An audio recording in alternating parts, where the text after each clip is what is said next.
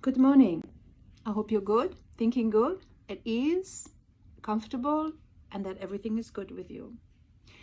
Today, I'd like to present life in a monastery for a layperson. I've been asked, what is a daily sample schedule? What do you do?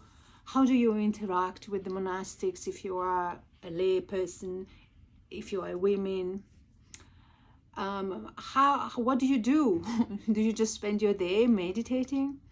What are you searching for is another question I've been asked.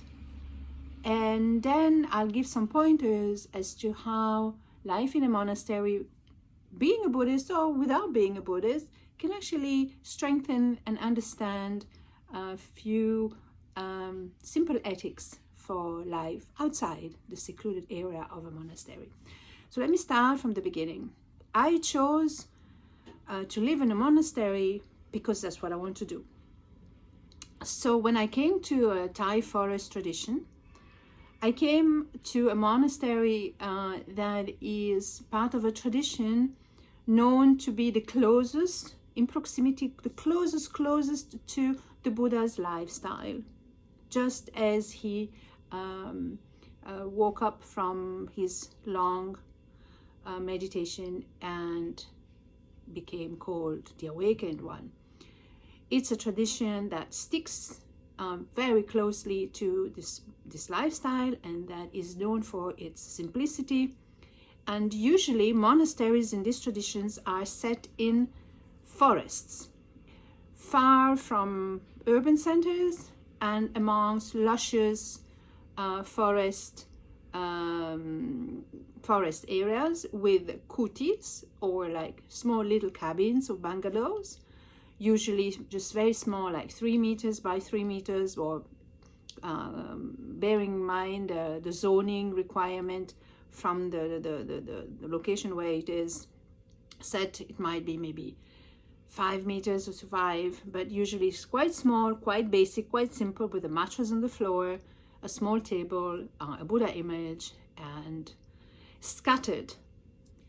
So I chose this monastery set in the Redwood Valley, and that is in California, and it's called Abhayagiri.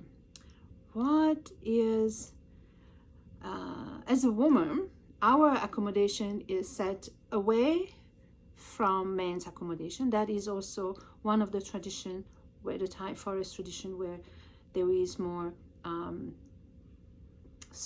not segregation, I don't like the word, but more separation between women and men's dwellings.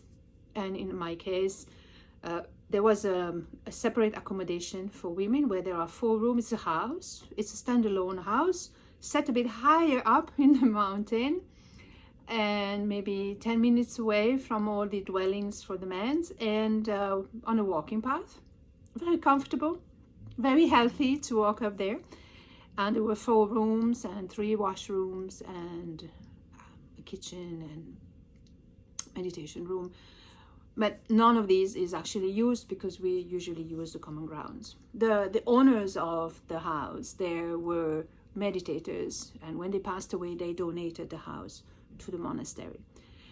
So this is used as accommodation for women. The fact that these monasteries are set in away from urban centers and away from everything, as I said, usually in forests, makes it that the surroundings are extremely silent. There isn't a sound except sounds from nature or animals. In the case of the Redwood Valley, it's deers, and there are I think skunks, foxes, squirrels, owls. I also have been told that there are bears and tigers and rattlesnakes, but I have never seen any of them. Just deers. Very wild deers, and very kind and very gentle, all over the grounds of the monastery, which is set over 400 acres of land. So having said that, the surroundings are already conducive to a peaceful settling of the mind, a peaceful settling of the whole container that is the body. Everything slows down. The days now, the daily sample schedules, the days can be quite long and usually start very early in the morning, and there is an increasingly fast pace of activity until lunch and the cleanup of the kitchen, and then there is a quiet time until 5:30, and then a bit of activities in the evening. So the days start usually at 5 o'clock with chanting and meditation. In my case, I started at 4. And I used to reach the meditation hall before anyone at about 4:20, meditated until 5, chanted, and then we have an hour of meditation together with monks and the lay sangha, chanting, and then 6:30 we have half an hour until 7 for temple chores, cleaning the toilets, sweeping around the temple, preparing for breakfast, fixing one or two things here and there. For instance, in Abhayagiri, there are lots of woodpeckers. Sometimes even loving to stick on the wood of the Dhamma hall. So there are a number of possibilities there to trying to divert the path of the woodpeckers by hanging some sort of scarecrows in the trees. There are a number of very useful things that are done in that little half an hour. Then the breakfast. There's a light breakfast, usually made of oats and nuts, tea and coffee. And 7:30 we have what's called breakfast with the monks, or work meeting, and we all gather in the monks' dining hall, and for half an hour we are introduced to the daily agenda, activities around the monastery, what needs to be done, who is here, who is there, if it is a normal day, or in other words a day that is not for alms rounds around the city, down in the valley, or if it is not a resting day like the day after the lunar day, then usually there are chores and work duties distributed amongst us. And at where the monastery where I was, usually it's either cooking, so there's a crew for cooking, and then there's a lot of work to be done in the forest, chopping wood, preparing wood, raking leaves, preparing wood for the winter, and or repairing the trails, because the monastery is set amongst beautiful trails in the forest. So basically manual work, a lot of manual work until 10:30, except if you're in the kitchen, then you'll be working until about 11 in the morning. 11 in the morning, when the food is ready, prepared. We have sort of a 2.5 meters long table where all the types of food are distributed, carbs, protein, vegetables, fruits, salad, nuts and desserts. The bell, the lunch bell is rung. There's an offering of the food to the monks, and then we all serve ourselves, the monks first, and then the lay residents serve ourselves. And then after lunch there is a kitchen cleanup where everybody contributes, and except the monks. And then by 1 o'clock everything seems to be stalling. You can go and rest, you can go and there's ample available time until 5:30 for studying in the library, very rich, abundant library, and or resting or exploring the trails, whatever you want to do is available. Then at 5:30 there is tea and Q&A with the monks. So there's tea, coffee, and non-dairy milks. sometimes chocolate or cheese, sometimes, not every day. And then there is the Q&A with the monks, where we gather with the tea. There's a monk that is who has agreed to just answer questions, and usually these meetings are quite informal, and many times can break up into a good laughter. There's a lot of humorism, and it's facts, stories, adventures. It's quite interesting, and it's not a Dhamma talk, so it's really an interactive session. 6:30 there's a kitchen cleanup for the tea time, and then unless it's an evening where the monastic so-called go to school and study the Vinaya, which is the Buddhist monastic code.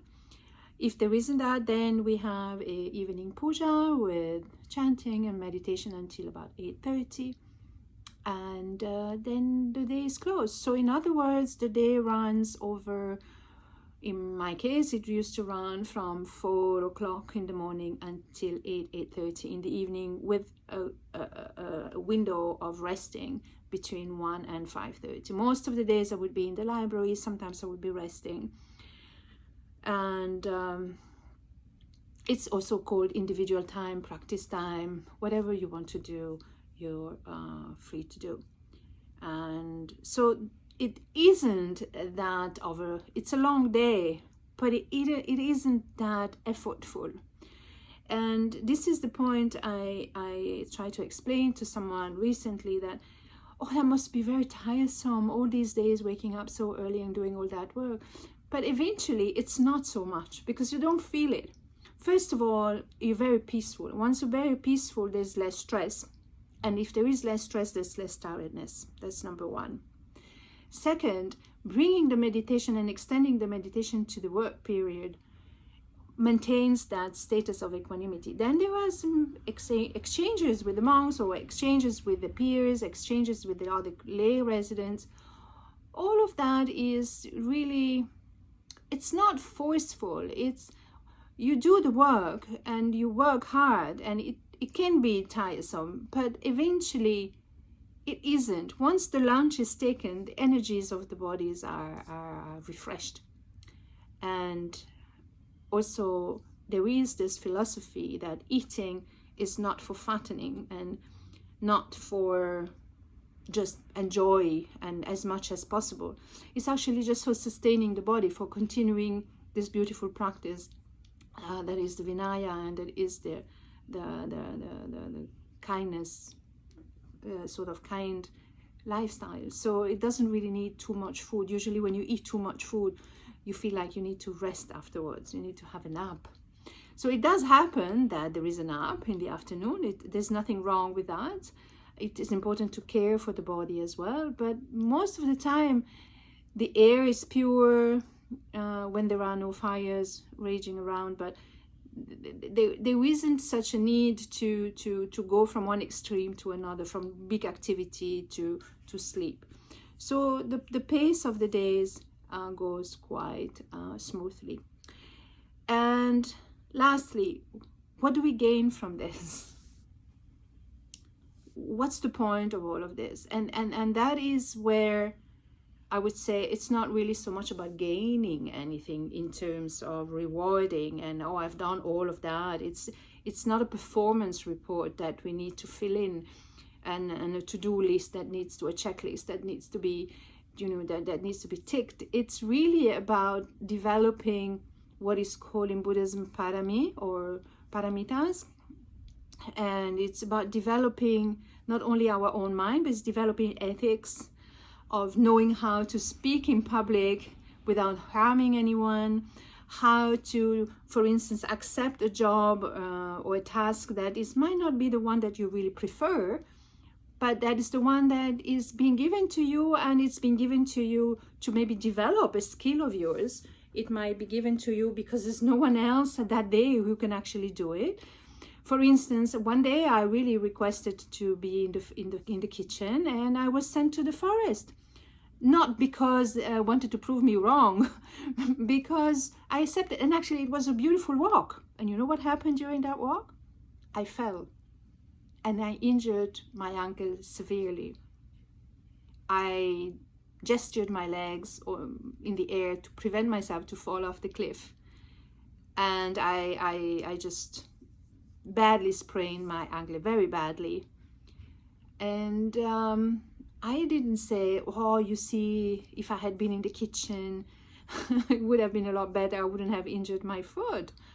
Actually, if I had been in the kitchen, maybe I would have cut my hand. Who knows? Maybe this is a lot was the protection. So that's not the way it happens. And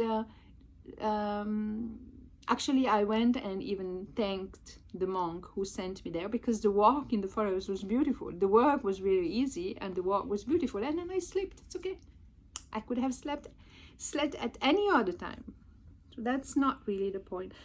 The fact of living in a monastery develops constructive communication. It develops values in our mind and in our attitude, in our behaviors, that are marked by generosity, that are marked by kindness, that are marked by right speech.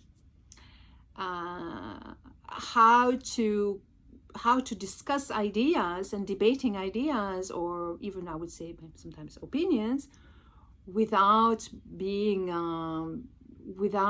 harsh, for instance. Life in a monastery is not necessarily always rosy and simple and peaceful. Sometimes you get to work with people you don't want to work with, because you would rather work with someone else. But it doesn't matter. It really doesn't matter, because it also is a reflection of what would happen outside. When I was in the corporate sector, international corporate sector, I had a boss who kept always starting his meetings, always saying, we can choose our friends, we cannot choose our colleagues. It was a very awkward way to start a meeting at his level. However, he was absolutely true. That's like this. You go and work in an office, you can't choose your colleagues. You can't. But when you are out of the office, you can choose who you're going to talk to, who you're going to have a drink with, who you're going to share a meal with. So living in a monastery even helps develop that. And there's also something that it's all entirely up to you to find what it is that you gain from living in a monastery. There's no one who's going to come and tell you, you did really well, and we think that your performance report was really outstanding, or that you did poorly.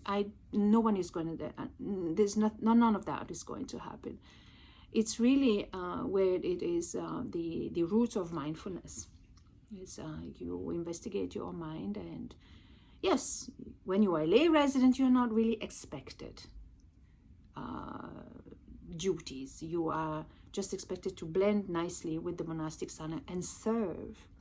So this answers my other. What am I searching for? Serving. And while I serve, I get the highest reward for me. That is, yes, of course, I develop more ethics in my life, but those ethics can be very useless if I don't put them in practice, right? So I put them in practice again the next day. But the biggest reward for me is that I get to serve people for whom I respect and who teach me the Dhamma. All I want to hear is life of the Buddha, teachings, understanding the depth of the wisdom that is encrypted in the Dhamma teaching, the Dhamma with a capital D, so the Dhamma as the teachings. Then the small Dhamma, the one with the small d, is the one that I apply in my own reality. So that's for me is the biggest gain. So it's not monetary. Actually, I keep giving. I give a lot more than the value of staying there doesn't have any monetary value per se. I wouldn't be able to say how much you would value. It's just immeasurable. And I get to implement one of the tenets of Buddhism, that it is very rare to be born in human form. There are many species, so it's very rare to be born in human form. Even more rare to meet a Buddha. So when you hear the teaching, don't let it pass in front of you, just watching it go. Try to understand it. And that's what worked for me. As being a mother in grief, and a mother who's looking for liberation from grief and liberation from suffering, and understanding this, that there is a life beyond grief. This is what I'm looking for. So this is why I decided that for the rest of the days that I have to be in this human form, I'd like to spend them in a monastery. However, there are a number of people who come just for a week, come for a weekend, just to get an idea. Some people think that it's just the best way to understand life in a monastery is to actually go and stay in a monastery. They're always welcome. If they have space, they will always say, yes, you can come. You don't have to be a Buddhist to actually go and stay in a monastery. They will be very, very welcoming also your questions and doubts. And there actually is no proselytism in Buddhism. It actually is, I would say, forbidden. I mean, the Buddha said, do not speak the Dhamma to those who don't understand the Dhamma. So it really is the lessons that there is no proselytism. So it's not about trying to convert. Nobody's going to try to turn you into a pumpkin or into convert you. There's none of that exists in Buddhism. And going in a monastery is the best way to practice in a very, very conducive environment, as well as being in situations where questions can be asked and interacting, and nobody will ever not answer your question, for sure. So if you have any other questions, I will welcome them. These were my pointers and my reflections for today, and may you be at ease always, and thank you.